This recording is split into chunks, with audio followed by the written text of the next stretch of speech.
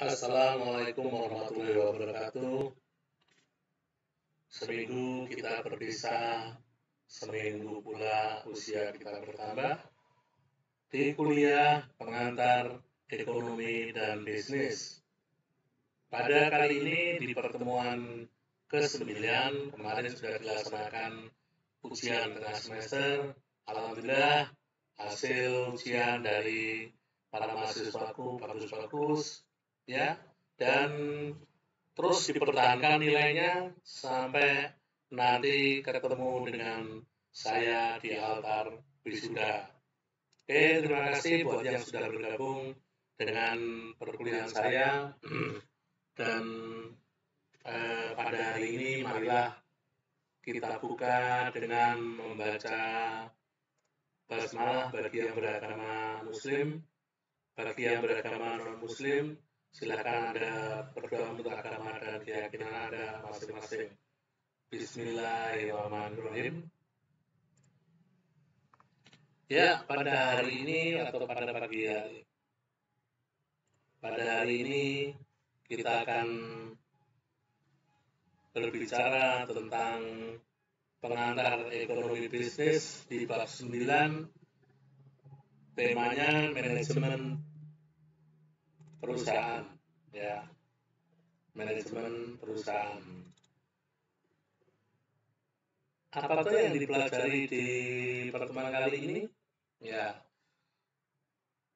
tujuan pembelajaran untuk perkuliahan kali ini adalah setelah mengikuti perkuliahan ini, mahasiswa diharapkan mampu untuk mengetahui tentang mengenai fungsi-fungsi manajemen, memahami peranan manajerial, dan mengetahui tentang sumber daya organisasi.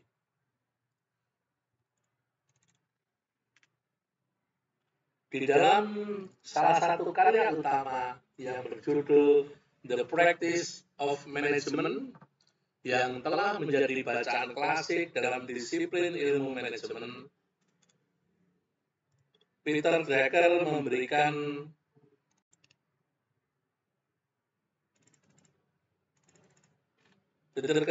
memberikan gambaran yang sangat akurat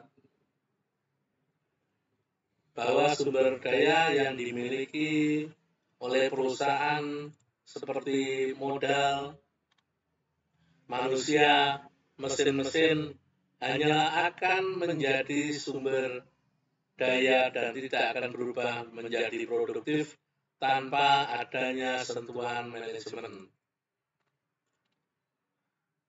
Hanya para manajerlah yang dapat melakukan koordinasi penggunaan sumber daya organisasi sehingga mampu menciptakan surplus bagi perusahaan.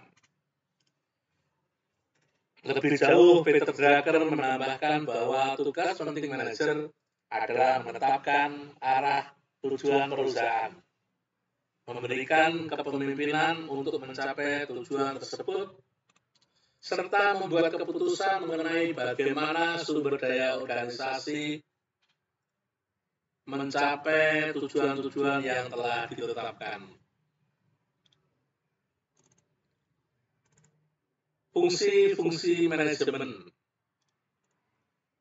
Menurut Fons dan Wegrich berpendapat bahwa fungsi manajemen dapat dikelompokkan ke dalam 5 fungsi, yaitu planning, organizing, staffing, leading, dan controlling. Kelima fungsi tersebut dapat dilaksanakan secara simultan untuk menjamin tercapainya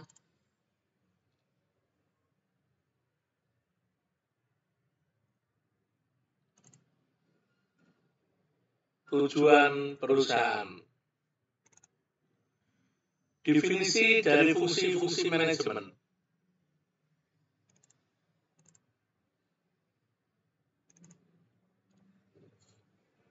Baden, Wells, Hilton, Gordon memberikan definisi untuk masing-masing fungsi manajemen sebagai berikut.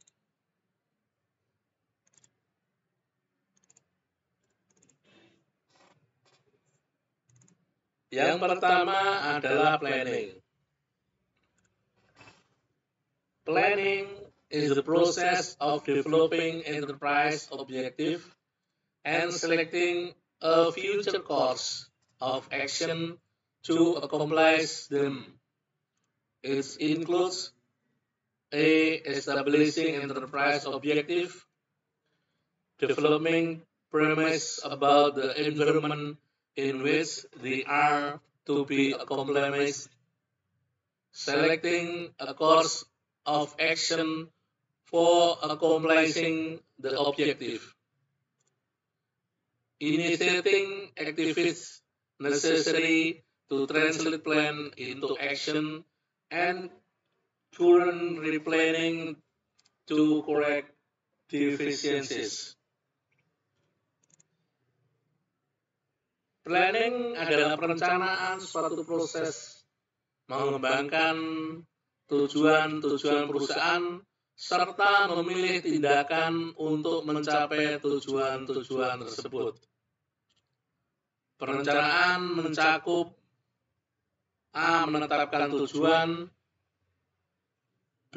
Mengembangkan berbagai premis mengenai lingkungan perusahaan di mana tujuan-tujuan perusahaan hendak dicapai. C. Memilih arah tindakan untuk mencapai tujuan-tujuan tersebut. D. Merumuskan berbagai aktivitas yang diperlukan untuk menerjemahkan rencana menjadi aksi. E. Melakukan perencanaan ulang untuk mengoreksi berbagai kekurangan di dalam perencanaan terdahulu.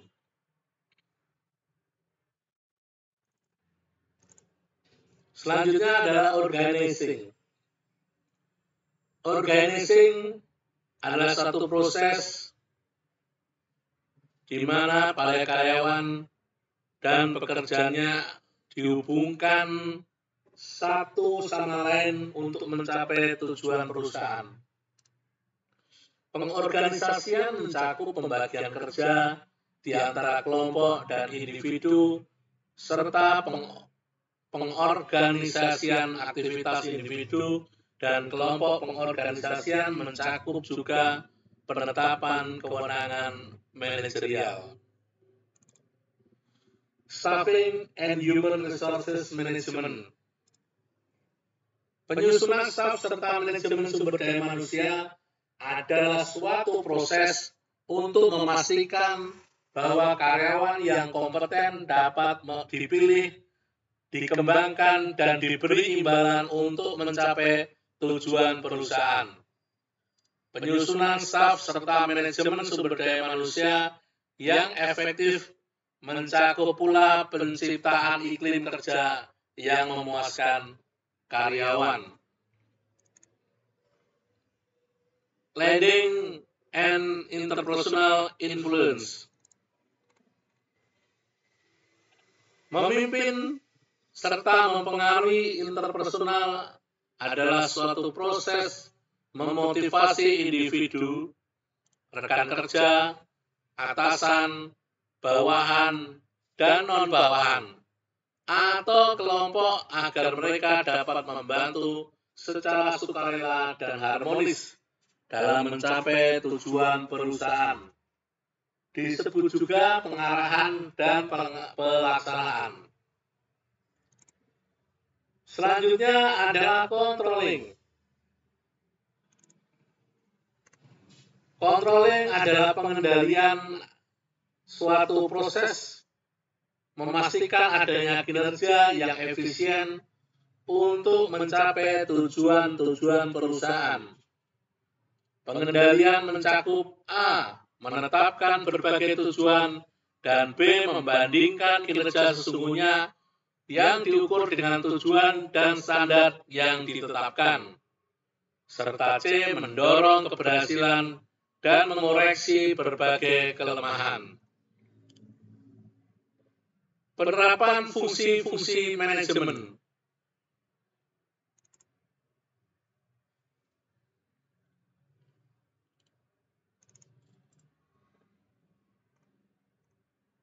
Fungsi pertama yang dijalankan oleh seorang manajer adalah perencanaan atau planning, yaitu suatu proses mengembangkan tujuan perusahaan serta memilih serangkaian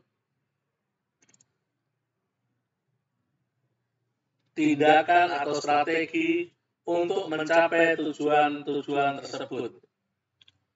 Fungsi perencanaan akan memberikan arah usaha perusahaan dengan menetapkan terlebih dahulu tujuan yang ingin dicapai oleh perusahaan.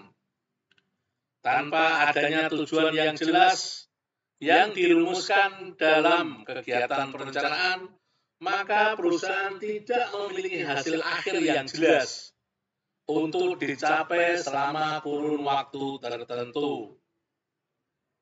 Selain itu, ketiadaan tujuan akan menyulitkan perusahaan untuk melakukan proses evaluasi, bagian dari fungsi pengendalian, yang merupakan perbandingan antara rencana dengan realisasi pencapaian sesungguhnya.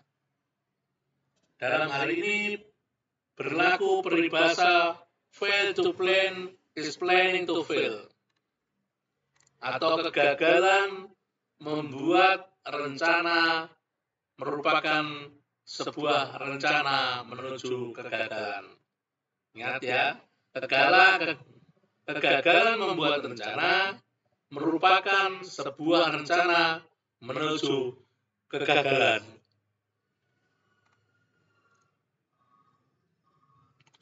Untuk mencapai apa yang telah ditetapkan dalam rencana,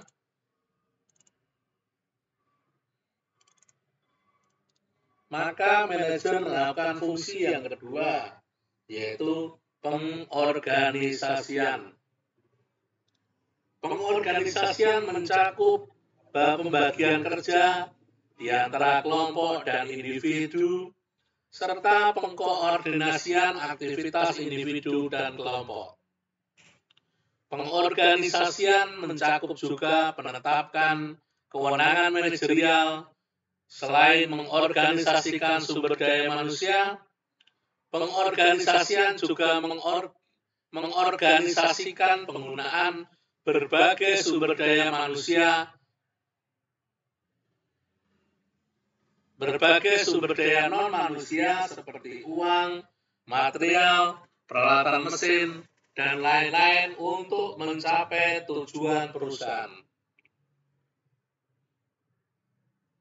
Roda organisasi akan berjalan dengan baik apabila perusahaan melakukan perekrutan sumber daya manusia sesuai pekerjaan yang dilakukan. Oleh sebab itu, untuk menjamin pemenuhan kebutuhan staf yang memenuhi persyaratan, maka manajer melakukan fungsi manajemen yang ketiga. Fungsi manajemen yang ketiga adalah pengisian staf atau staffing. Sumber daya manusia yang telah diorganisasikan tersebut selanjutnya perlu diarahkan aktivitasnya agar semua mengarah ke pencapaian tujuan perusahaan.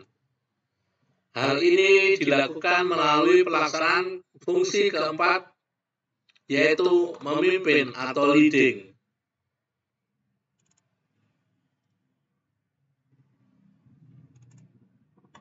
Memimpin adalah suatu proses memotivasi individu atau kelompok dalam suatu aktivitas hubungan kerja atau task-related activities, agar mereka dapat bekerja secara sukarela, voluntarily, dan harmonis dalam mencapai tujuan perusahaan.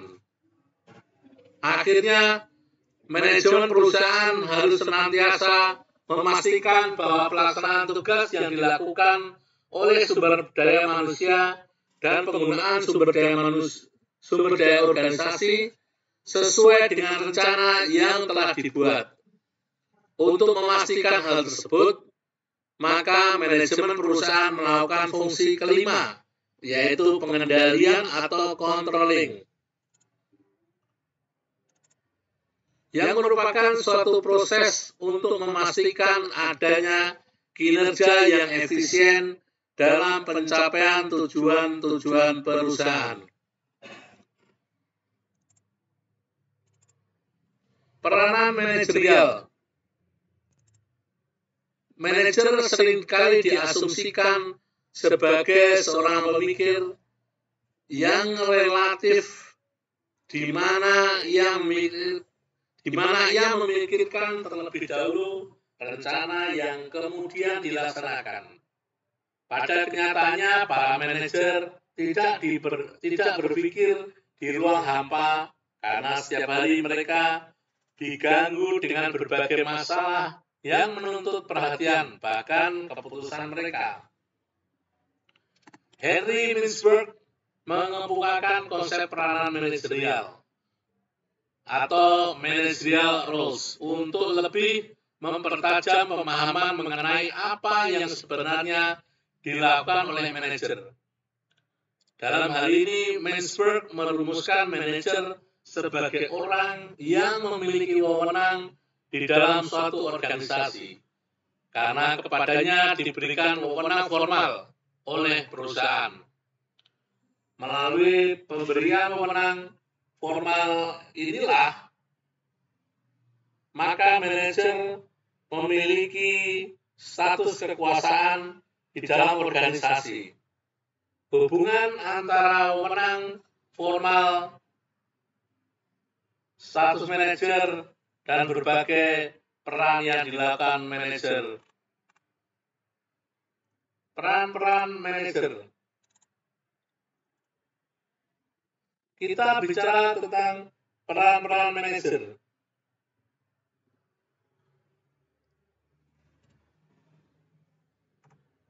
Berdasarkan hasil pengamatan yang dilakukan oleh Mintzberg terhadap apa yang sesungguhnya dilakukan oleh para manajer dalam menjalankan statusnya, diperoleh 10 peran yang dilakukan oleh manajer yang terbagi kepada 3 kelompok peran, yaitu interpersonal roles. Berdasarkan status serta kewenangan yang dimilikinya, manajer harus melakukan interaksi dengan sumber daya manusia lainnya di dalam organisasi. Dari interaksi inilah akan muncul peran manajer yang bersifat interpersonal yang diwujudkan ke dalam 3 peran yang penting, yaitu figure role, leader role, dan liaison role. Sebagai contoh, pada saat manajer suatu perusahaan memberikan sambutan pada acara penghargaan karyawan berprestasi, maka pada saat itu manajer sedang menjalankan perannya sebagai figurehead role. Selanjutnya yang kedua adalah information roles. Status dan wewenang formal yang dimiliki oleh seorang manajer memungkinkannya memperoleh informasi yang lebih luas.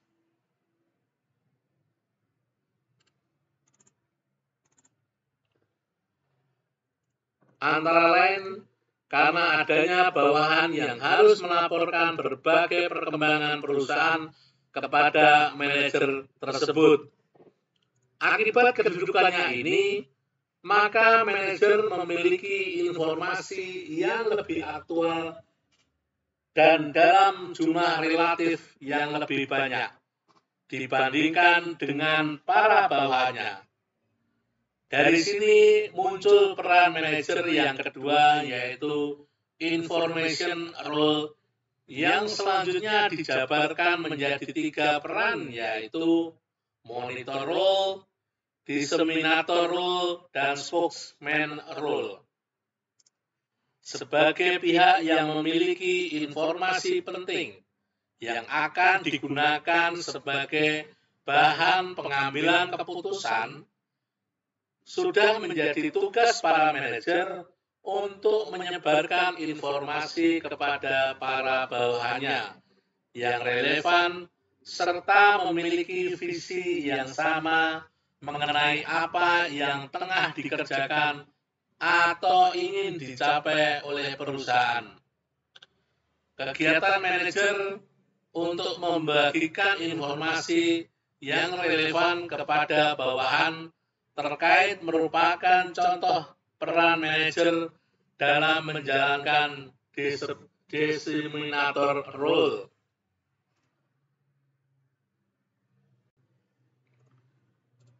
Hal selanjutnya adalah decision rules. Decision rules adalah informasi yang dimiliki oleh para manajer akan memiliki nilai guna apabila informasi tersebut digunakan pada saat para manajer mengambil keputusan. Oleh sebab itu, peran ketiga yang dilakukan oleh para manajer adalah decision rules yang mencakup di dalamnya entrepreneurial role, distribution handle rules, resources allocator role, dan negotiator role. Selanjutnya adalah keahlian manajerial atau managerial skill. Manajer menjalankan fungsi maupun perannya dengan menggunakan keahlian manajer yang mereka miliki. Studi awal yang dilakukan oleh Robert L. Katz pada tahun 70-an menunjukkan bahwa para manajer yang efektif itu memiliki 3 keahlian atau 3 skill. Ketiga keahlian tersebut adalah yang pertama, technical skill. Technical skill adalah keahlian dan pengetahuan para manajer yang berkaitan dengan suatu bidang pekerjaan atau ilmu. Sebagai contoh, seorang insinyur teknik sipil dikatakan memiliki keahlian teknis apabila ia dapat melakukan pembangunan jalan, jembatan, dan bangunan. Demikian halnya seorang akuntan dikatakan memiliki keahlian teknis apabila mereka dapat menyusun laporan keuangan, melakukan analisis laporan keuangan, atau melakukan audit. Sedang selanjutnya adalah human skill. Ya, human skill merupakan kemampuan yang dimiliki oleh para manajer untuk dapat bekerja dengan baik bersama orang lain, baik sebagai perorangan maupun kelompok. Keahlian ini sangat penting karena harus mengelola bawahannya dan bekerja sama dengan bawahannya untuk mencapai tujuan. Para manajer juga harus mampu menjalin kerjasama dengan manajer lain dari departemen yang berbeda untuk mengejar tujuan perusahaan secara umum.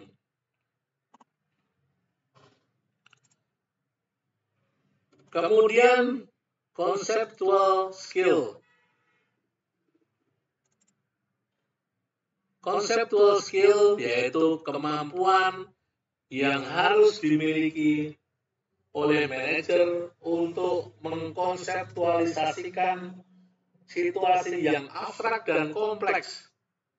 Dalam hal ini, manajer harus dapat memandang organisasi secara keseluruhan dan memahami hubungan di antara unit-unit organisasi.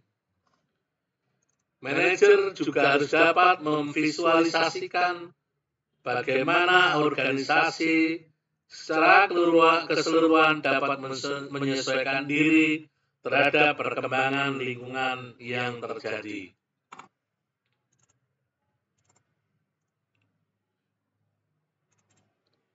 Sumber daya organisasi.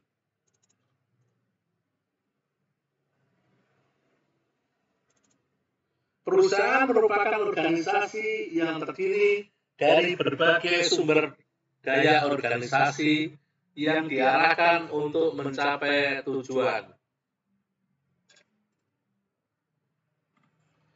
Apabila kewirausahaan sangat berperan penting dalam kegiatan pembuatan bisnis awal atau startup bisnis maupun revitalisasi bisnis melalui serangkaian kreativitas dan inovasi yang dilakukan oleh para wirausahaan, maka kegiatan manajemen sangat diperlukan untuk mengkoordinasikan pengelolaan sumber daya organisasi suatu perusahaan agar dapat menunjang tercapainya tujuan perusahaan secara efektif dan efisien.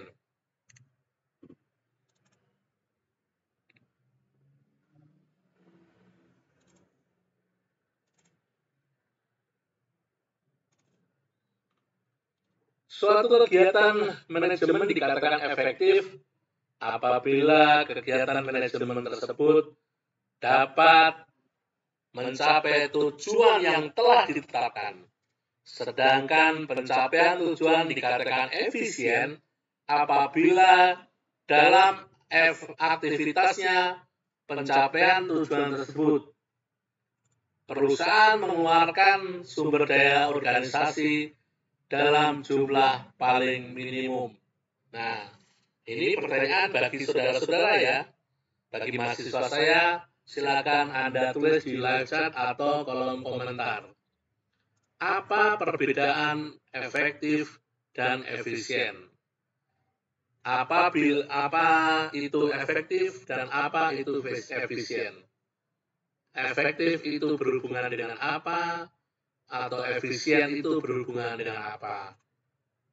Saya yakin kalian mampu untuk menjawab pertanyaan saya ini. Pertanyaan yang mudah, ya. Ini soal efektif dan efisien. Karena saya yakin Anda sering menggunakan kata-kata ini, ya, efektif atau menggunakan kata-kata efisien.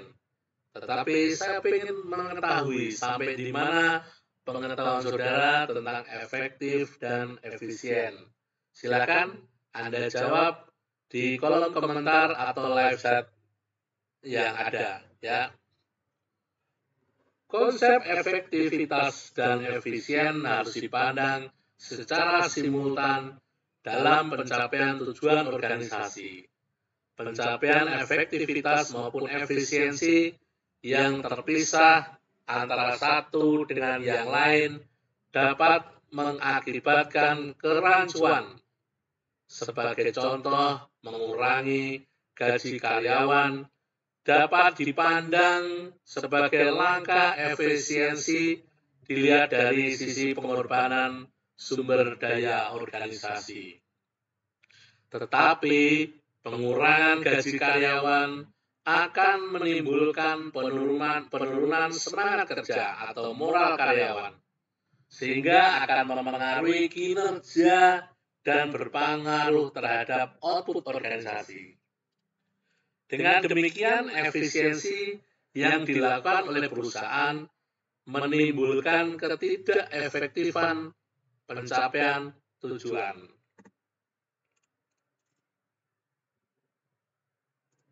Oke, buat mahasiswaku sampai di sini dulu perkuliahan pada bab ini, ya.